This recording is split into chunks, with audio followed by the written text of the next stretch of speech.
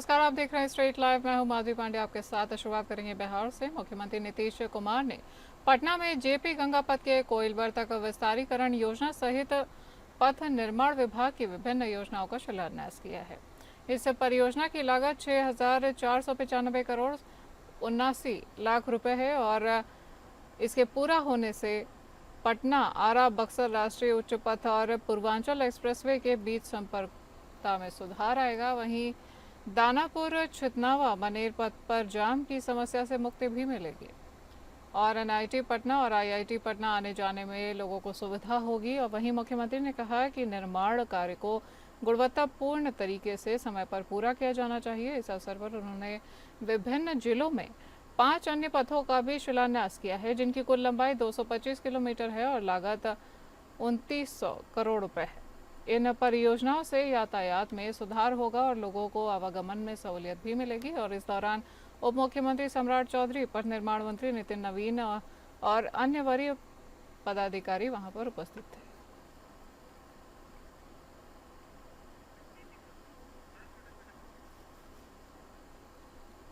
मुख्यमंत्री नीतीश कुमार ने पटना में नगर विकास और आवास विभाग की विभिन्न योजनाओं का उद्घाटन और शिलान्यास किया है। इस अवसर पर उन्होंने 769 करोड़ रुपए की लागत से 1300 योजनाओं का शिलान्यास किया है, जिसमें मुख्यमंत्री समग्र शहरी विकास योजना के तहत विभिन्न जिलों में विकास कार्य शामिल है। इसके अलावा उन्होंने पटना स्मार्ट सिटी अंतर्गत मौर्य लोक परिसर में सुविधाओं का उद्घाटन किया है और 22 नगर प्रबंधकों को नियुक्ति पत्र भी प्रदान किया है। मुख्यमंत्री ने स्वच्छता सेवा अभियान के तहत स्वच्छता एक्सप्रेसवे वाहनों को हरी झंडी दिखाकर रवाना किया है। वहीं स्वच्छता कर्मियों को प्रशस्ति पत्र भी उन्होंने प्रदान किया है और सम्मानित भी किया है। उन्होंने कहा कि इन कार्यों को तेजी से और बेहतर ढंग से पूर्ण किया जाना चाहिए। इस दौरान उप मुख्यमंत्री सम्राट चौधरी, पथ निर्माण मंत्री नितिन नवीन और अन्य वरीय अधिकारी वहां पर उपस्थित थे।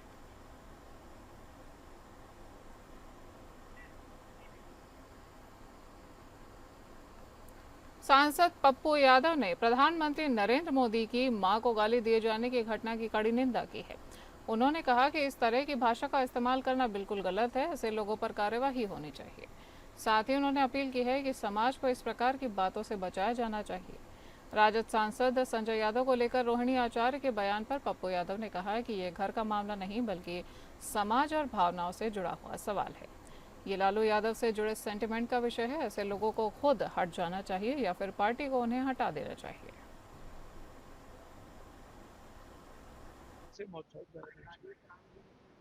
अध्यक्ष हैं तो रहेंगे ना। 2 दिनों से बैठक चल रही थी बिहार में क्वालिटी बेस्ड सीट और अच्छी सीट और कैसे हम लोग एनडीए को हरा सकते हैं, इंडिया गठबंधन कैसे जीतेगा, उस पर बृहद सीट टू सीट चर्चा हुई है। और निश्चित रूप से हमारे नेता राहुल गांधी जी का ये भावनाओं के साथ हम लोग इस सीट पे चर्चा किए हैं और इंडिया गठबंधन जीते इस पर चर्चा हुई। ये प्रभारी और अध्यक्ष बताएंगे। हम क्वालिटी बेस की बात करते हैं और पार्टी वर्कर के रेस्पेक्ट और नेताओं के भावनाओं का ख्याल रखा जाना चाहिए और मजबूत और अच्छे उम्मीदवार का चयन होना चाहिए। भाजपा प्रवक्ता नीरज कुमार ने कहा कि जीएसटी पर इस बदलाव से देश की अर्थव्यवस्था को मजबूती मिलेगी, वहीं बिहार के लोगों को सीधा फायदा होगा। उन्होंने बताया कि दूध, अनाज, दवाइयां और शिक्षा सामग्री जैसी जरूरी चीजें अब सस्ती हो गई हैं, जिससे गरीब परिवारों का बजट आसान हो जाएगा। वहीं कारें, टीवी और होटल सेवाओं पर भी कम दरें होने से राज्य के विकास को गति मिलेगी। नीरज कुमार ने जोर देकर कहा कि भाजपा सरकार हमेशा बिहार के हितों को प्राथमिकता देती है।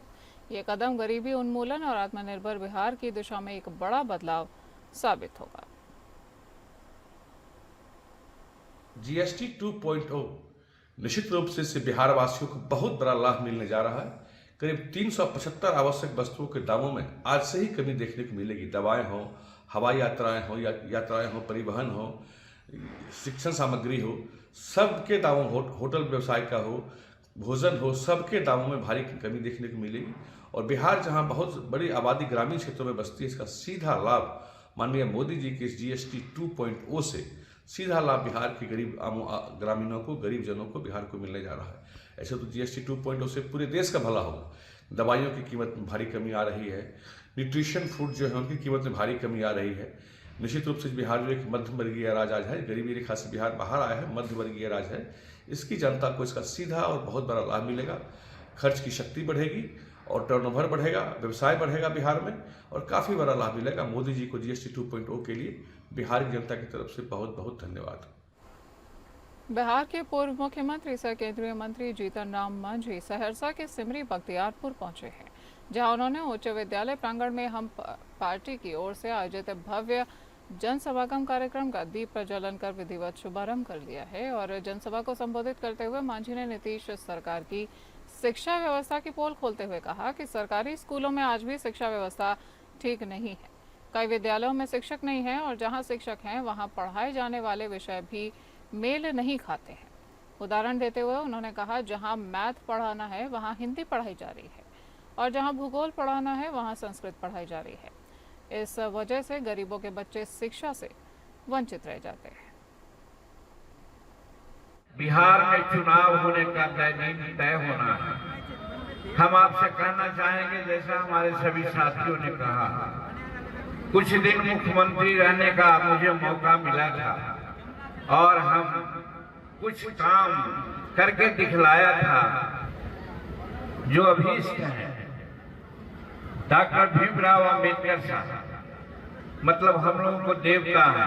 हम उसी प्रकार से बाबा भीमराव अंबेडकर ने कहा था कि शिक्षा एक शेरनी का दूध होता है, जो पिएगा वो निश्चित दहाड़ेगा। कि आज बिहार में साक्षरता दर 80% के आसपास में है। शेड्यूल कास्ट की बात करते हैं कि इसकी साक्षरता दर कितनी है, तो हमको 28 से 30%। बिहार के अररिया के सिकटी में रविवार को जन स्वराज अभियान के तहत स्वराज नेता मोहम्मद रकीब, प्रदीप कुमार यादव और भोला सिंह ने एक संयुक्त प्रेस कॉन्फ्रेंस कर बिहार के डिप्टी CM सम्राट चौधरी, मंत्री मंगल पांडे, अशोक चौधरी और भाजपा सांसद संजय जायसवाल पर बड़े भ्रष्टाचार के आरोप लगा दिए हैं। नेताओं ने कहा कि जनता को सच्चाई जानने का हक है और अब इन नेताओं को जवाब देना चाहिए। प्रदीप कुमार यादव ने आरोप लगाया है कि 2019 से 20 के बीच में मंगल पांडे की पत्नी के खाते में 2.12 करोड़ रुपए जमा किए गए हैं, जिसका कोई सार्वजनिक स्रोत नहीं है। वहीं सम्राट चौधरी पर फर्जी डिग्री और नाम बदलकर दस्तावेजों में हेर फेर कर राजनीतिक करियर बनाने का आरोप लगाया गया है। अशोक चौधरी पर अपने PA योगेंद्र दत्त के नाम से जमीन खरीदकर बाद में बेटी शांभवी चौधरी के नाम पर नामांतरण कराने और ट्रस्ट के नाम पर 200 करोड़ की संपत्ति अर्जित करने का आरोप लगाया गया है। रविवार को नवादा जिले के बाधी बरडीहा ग्राम में प्रज्ञा मंडल एवं गायत्री परिवार के संयुक्त तत्वाधान में कलश यात्रा का भव्य आयोजन किया गया है और इस दौरान हजारों की संख्या में महिलाओं और बच्चों ने कलश लेकर ग्राम भ्रमण किया है। वहीं यात्रा में गायत्री माता की जय के उद्घोष से वातावरण भक्तिमय हो गया और कलश यात्रा की शुरुआत विधिवत कलश संकल्प से की गई है।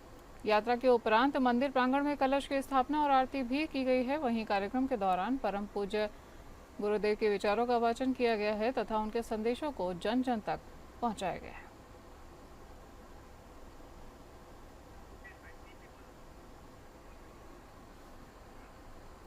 दुर्गा पूजा को लेकर शांति समिति की बैठक थाना परिसर पिपरा में की गई है, जिसकी अध्यक्षता पुलिस इंस्पेक्टर सह थाना अध्यक्ष राकेश कुमार झा पिपरा ने की है, जिसमें कई गणमान्य व्यक्तियों ने भाग लिया है। दुर्गा पूजा, दीपावली, छठ पूजा को शांतिपूर्ण, सौहार्द, स्वच्छ एवं पवित्र माहौल में मनाने का निर्णय लिया गया है। इसमें डीजे पर अश्लील गाना बजाने और ऑर्केस्ट्रा पर पूर्णतः प्रतिबंधित रहेगा। थाना अध्यक्ष ने बताया कि अनुज्ञप्ति में सारे बातों का उल्लेख किया गया है और इस बैठक में पिपरा बाजार में रोज जाम होने पर भी चर्चा सेवानिवृत्त शिक्षक बद्री नारायण गुप्ता, SDH स्कूल पिपरा एवं मनोज कुमार सिंह, मनु चेयरमैन नगर पंचायत पिपरा के द्वारा भी की गई है।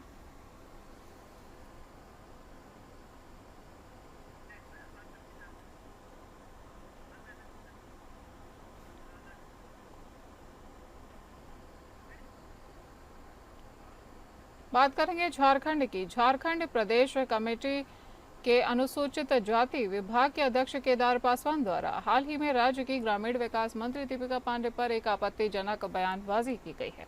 इस दौरान सार्वजनिक मंच पर अध्यक्ष ने मंत्री पर दलित समुदाय की आवाज को नजरअंदाज करने का बड़ा आरोप लगाया था, जिसके खिलाफ प्रदेश कांग्रेस कमेटी की ओर से पार्टी के प्रभारी के राजू के आदेश पर एक नोटिस भी जारी किया गया था। ये कारण बताओ नोटिस केदार पासवान के बयानों के विरोध संज्ञान में लेते हुए रविवार देर रात जारी किया गया है, जिस पर साफ शब्दों में अध्यक्ष की टिप्पणी के प्रति पार्टी प्रमुख की नाराजगी जाहिर हुई है। माननीय ग्रामीण विकास मंत्री दीपिका पांडे जी का संज्ञान में डालने का काम किया, लेकिन दीपिका पांडे जी आज भी उसमें संज्ञान नहीं ले रही है। मेरे द्वारा कई बार बोला गया, क्योंकि दीपिका पांडे जी को मैं सम्मान करता हूं और कांग्रेस पार्टी के नेत्री है, मंत्री है, लेकिन उन्हें भी दलित पसंद नहीं है। वो दलित की दुख पीड़ा नहीं सुन सकते हैं। वो भी सामंतवादी लोग की तरह सामंतवादी बनी हुई है। रांची के चंद्रशेखर आजाद चौक पर निर्मित किए जा रहे मां दुर्गा के भव्य पंडाल में इस बार राजस्थान की परंपराओं का अनोखा प्रदर्शन किया जाएगा, जहां जन्म से लेकर मरण तक का सफर कला के माध्यम से दिखाया जाएगा। आइए जानते हैं कि क्या कहना है इस पंडाल से जुड़े समिति के अध्यक्ष और भाजपा कार्यकर्ता रमेश सिंह का। और इस वक्त हम राजधानी रांची के फिरालाल चौक स्थित चंद्रशेखर आजाद क्लब समिति पहुंचे हैं। यहाँ पर आप देख सकते हैं शरद नवरात्रि की पूरी तैयारियां हैं। दुर्गा पूजा का ये पंडाल पूरी तरह से तैयार है। लगभग ये पंडाल आपको तैयार नजर आ रहा होगा। ये भव्य पंडाल आपको बता दें किस तरीके से प्रारूप जो ये दिया गया है, ये राजस्थान के किला से इंस्पायर्ड आपको बता दें ये पंडाल बनाया जा रहा है। राजस्थान के किले से पूरी तरह से प्रारूप वहां का लिया गया है, जिसे इंस्पायर होकर आप देख सकते हैं इस पंडाल को रूप दिया जा रहा है। राजस्थानी परंपरा को इस पंडाल के जरिए दिखाया जा रहा है। यहाँ पर आप देख सकते हैं कि कितनी बारीकी से काम की जा रही है। लगभग इस पंडाल के निर्माण का कार्य पूरा हो चुका है, लेकिन अभी भी कुछ कारीगर जो है इसके बाहर के कुछ आउटडोर जो डेकोरेशन का काम है उसे पूरा करने में लगे हुए हैं। और ये जो आपको नजर आ रहा होगा, ये राजस्थानी कल्चर को शो करता हुआ, राजस्थानी परंपरा को दिखाता हुआ ये नजारा आप देख सकते हैं। किस तरीके से यहाँ पर वहाँ की वेशभूषा में यहाँ पर आप देख सकते हैं डांस और खूबसूरत तरीके से हाथ में जो चीजें ली हुई हैं। और इसी के साथ यहाँ पर हम आपको बताना चाहेंगे खास तौर पर जो ये पंडाल का निर्माण हो रहा है, इस पंडाल की लागत के बारे में हम आपको जानकारी देंगे। इस कड़ी में बात करने के लिए हमारे बीच मौजूद है पंडाल के अध्यक्ष रमेश सिंह, जो कि भाजपा कार्यकर्ता है। आइए जानते हैं अध्यक्ष से क्या कहना है उनका। इस पंडाल निर्माण में कितनी लागत आई है सर? 40 से 45 लाख रुपए करीब पूरे पूजा की लागत है। इस बार मतलब किस तरीके से प्रारूप दिया जा रहा है पंडाल निर्माण में, क्या कुछ खास है? देखिए, बाहर में आप देखेंगे किला का रूप में है, अंदर में शीश महल जैसा पूरा प्रारूप आपको देखने को मिलेगा। बाहर एक कलश बनाया गया है जो हमारे सनातन का प्रतीक है। कलश जब हम जीवन से मृत्यु तक का पूरा सीन दिखाया जाएगा, जिसमें कि अंतिम आप कलश में जो श्मशान तक जाते हैं वहाँ तक की पूरी प्रक्रिया इसमें देखने को मिलेगी, अलग अलग थीम के माध्यम। अंदर में मन्नत ही बनाया गया है। तो कुल मिलाकर आपको अपने सनातन, अपने हिंदुत्व का बोध होगा। पंडाल में जब आएंगे आप देखेंगे तो अपने सनातन के प्रति आपको गौरव महसूस होगा। और आप क्या कहना चाहेंगे, राजधानी रांची में ये दुर्गा उत्सव जो मनाया जाता है, इस बार आपको क्या लगता है पिछली वर्ष के मुताबिक इस बार और क्या कुछ भव्य हो सकता है, और क्या भव्य तैयारियां हैं, इस पर क्या कहेंगे? देखिए, रांची का दुर्गा पूजा पूरे देश में जाना जाता है और झारखंड, रांची नहीं, झारखंड से, बिहार से, बंगाल से, उड़ीसा से लोग देखने आते हैं यहाँ पे दुर्गा पूजा को, और लाखों की संख्या में लोग आते हैं। आपके माध्यम से लोगों को कहना चाहेंगे, आप 26 तारीख को पूरा पंडाल का पट खुल रहा है, लगातार ही अपने परिवार के साथ घूमे। शुरू के दिनों में कम भीड़ रहता है, बुजुर्ग हों, बच्चे हों, सभी के लिए हम लोगों ने अलग से गेट का बनाए हुए हैं, जिससे हम उन्हें सुगमता से दर्शन कराएंगे। परिवार के कोई भी सदस्य माँ के दर्शन को छूटे ना, इसका क्लब के लोग पूरा ख्याल रखे हैं। सादगी में, शांतिपूर्वक, सुरक्षित आपको माँ का पंडाल का, माँ का प्रतिमा का अवलोकन हम पंडाल के लोग कराएंगे। आप पूरे परिवार के साथ हमारे पंडाल में जरूर आए। जी, बहुत बहुत शुक्रिया सर। हाल के लिए कैमरामैन दीपक के साथ ABN न्यूज से मैं रांची से तृप्ति, नमस्कार। राजधानी रांची में इस बार दुर्गा पूजा के उत्सव में नवरात्रि पर जिला स्कूल मैदान में 1.25 करोड़ की लागत का एक भव्य पंडाल निर्माण किया जा रहा है, जहां डांडिया नाइट्स प्रोग्राम, पारंपरिक फूड स्टॉल और सांस्कृतिक कार्यक्रमों को भी शामिल किया गया है।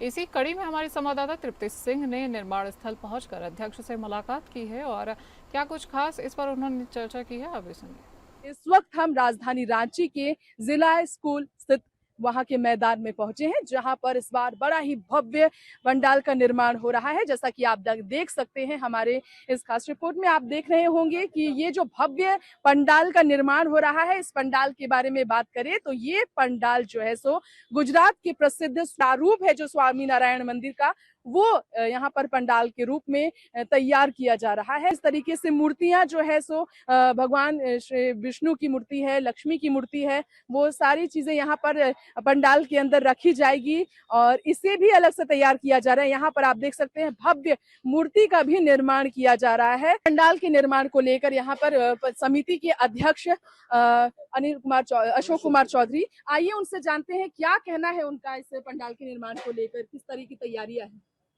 हाँ, आप क्या पूछना चाह रही हैं, क्या जवाब चाहिए? तब मैं ये जानना चाहती हूँ कि जिस तरीके से तैयारियां की गई है, जो आप ये प्रारूप तैयार कर रहे हैं गुजरात के प्रसिद्ध स्वामी नारायण मंदिर को लेकर, इसके लिए जो लागत है उस पर आप सबसे पहले बताएं, कितनी लागत है इसकी? हमारी पूरे पूजा पंडाल की लागत 1.25 करोड़।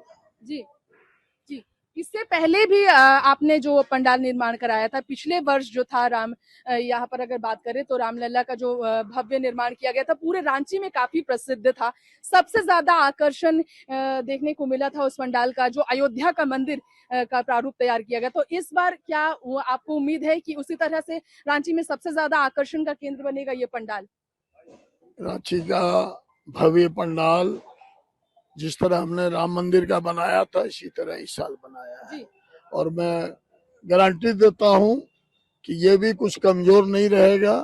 पर राम मंदिर एक अपने आप में इतिहास है, वो इतिहास हम नहीं बना पाएंगे, लेकिन भीड़ की कमी नहीं रहेगी। पर वाटर प्रूफ टैंक भी लगाया गया है, आप देख सकते हैं, ताकि किसी भी तरीके से श्रद्धालुओं को कोई भी तरह की तकलीफ ना हो, उन्हें सुविधाएं दी जाए। इसके लिए खास तौर पर यहाँ पर वाटर प्रूफ टैंक लगाया गया है। तो बड़े स्तर पर इस बार रामलला दुर्गा पूजा समिति की तरफ से तैयारियां है। दुर्गा पूजा के इस उत्सव को खास बनाने के लिए ऐसे ही हम आपके बीच फिर लेकर आएंगे अगले किसी पंडाल को लेकर खास जानकारी उपलब्ध कराने के लिए। फिलहाल के लिए कैमरामैन दीपक के साथ एपीएन न्यूज से मैं तृप्ति, रांची से नमस्कार। शरद नवरात्रि की शुरुआत होते ही रांची में उपायुक्त सह जिला दंडाधिकारी मंजूनाथ भजंत्री के निर्देशानुसार दुर्गा पूजा एवं विजयदशमी पर्व को लेकर श्रद्धालुओं की सुरक्षा और यातायात व्यवस्था सुनिश्चित करने हेतु जिला प्रशासन की टीम ने शहर के विभिन्न पूजा पंडालों एवं रावण दहन स्थलों का निरीक्षण किया है और जायजा भी लिया है।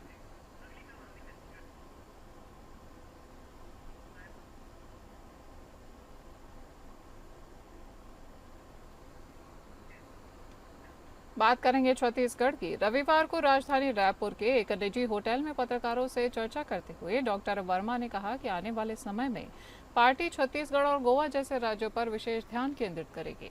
इन राज्यों में विधानसभा और लोकसभा चुनावों के दौरान शिवसेना का मुख्य लक्ष्य वोट प्रतिशत बढ़ाना और संगठनात्मक उपस्थिति को सशक्त करना होगा।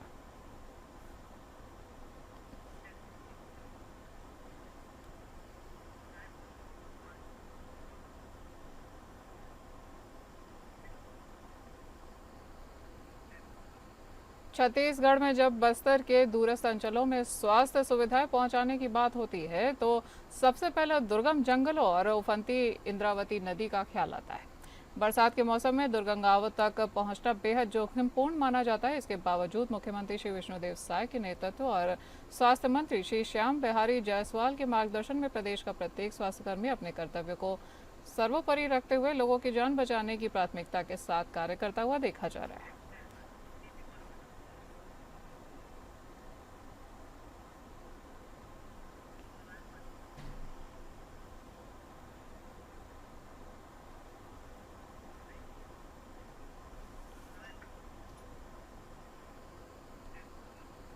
छत्तीसगढ़ के सरायपाली ब्लॉक के सागरपाली बिजली सब स्टेशन के अंतर्गत आने वाले ग्राम जोगी दादर में एक बड़ा हादसा टल गया है। यहां 12,000 वोल्ट की हाई वोल्टेज बिजली लाइन टूटकर पानी में गिर गई, जिससे गांव में दहशत का माहौल बन गया। बारिश के कारण खेत और रास्तों में पहले से ही पानी भरा हुआ था और इस लाइन के पानी में गिरने से किसी की जान भी जा सकती थी, मगर ये हादसा होने से टल गया है।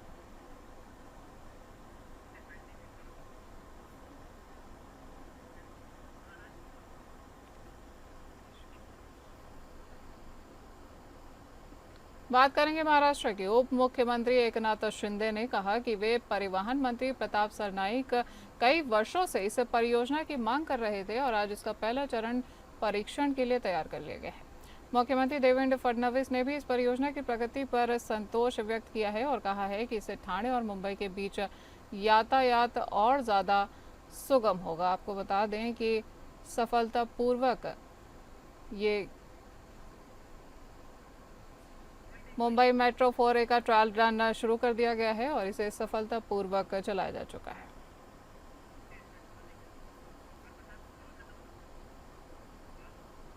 स्टेट लाइव में आज के लिए इतना ही। नमस्कार।